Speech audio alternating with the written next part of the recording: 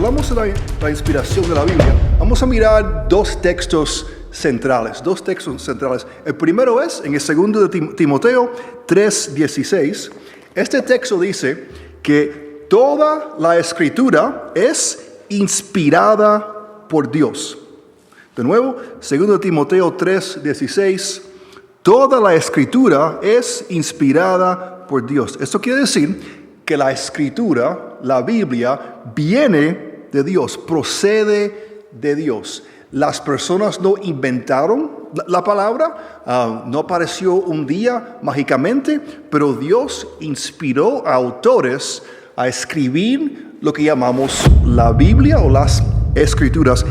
Y un texto ser inspirado quiere decir que procede de Dios.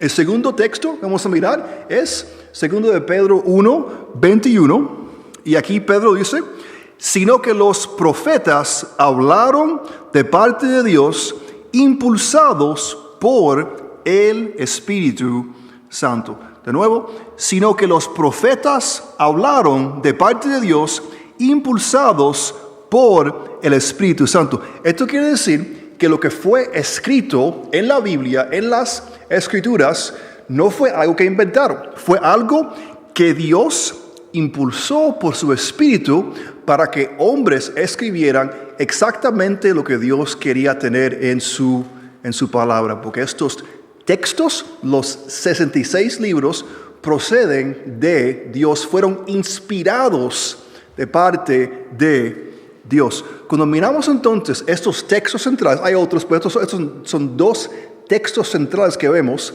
en el Nuevo Testamento.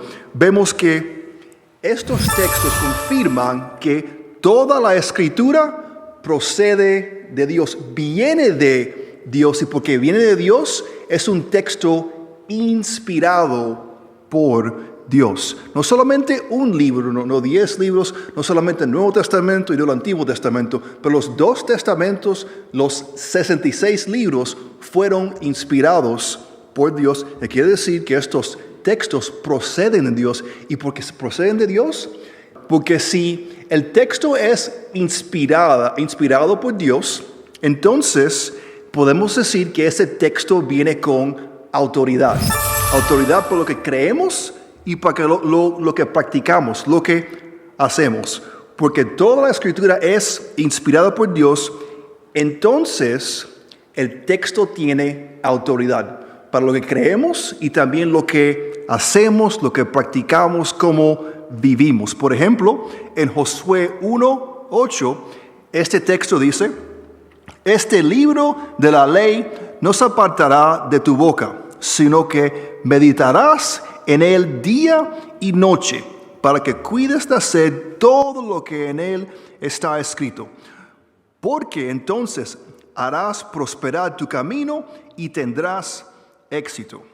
Porque el texto es inspirado, tiene autoridad, como dice aquí en Josué, para hacer todo lo que en él está escrito. El libro de la ley, en este caso, es los libros de Moisés, pero esto aplica también a los otros textos de las Escrituras que tienen autoridad para no solamente lo que creemos sobre Dios, pero también cómo vivimos, cómo practicamos. Otro texto es Mateo 5:18. Si miran este texto, dice: les digo la verdad, hasta que desaparezcan el cielo y la tierra, no desaparecerá ni las más mínimo detalle de la ley de Dios hasta que su propósito se cumpla. Entonces, si no hacen caso al más insignificante mandamiento y les enseñan a los demás a hacer lo mismo, serán llamados los más insignificantes en el reino del cielo.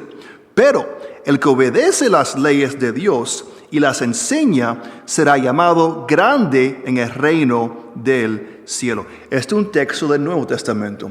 Y algunas veces, como cristianos, pensamos que la idea de mandamientos o obedecer o practicar es una idea del Antiguo Testamento. Pero lo que vemos aquí en Mateo, en este sermón, en capítulos 5 a 7 en Mateo, es que Jesús está haciendo énfasis en la idea de obedecer. ¿Y cómo es que las Escrituras nos llaman a obedecer a Dios? Es en amar a Dios y su prójimo. No es solamente algo que encontramos en el Antiguo Testamento, pero es una expectativa para todos los creyentes en la Biblia entera, bajo el pacto antiguo y también bajo el pacto nuevo. Y lo hacemos no porque tenemos que hacerlo, pero porque el Espíritu Santo nos impulsa, nos da el poder para amar a Dios y nuestro prójimo.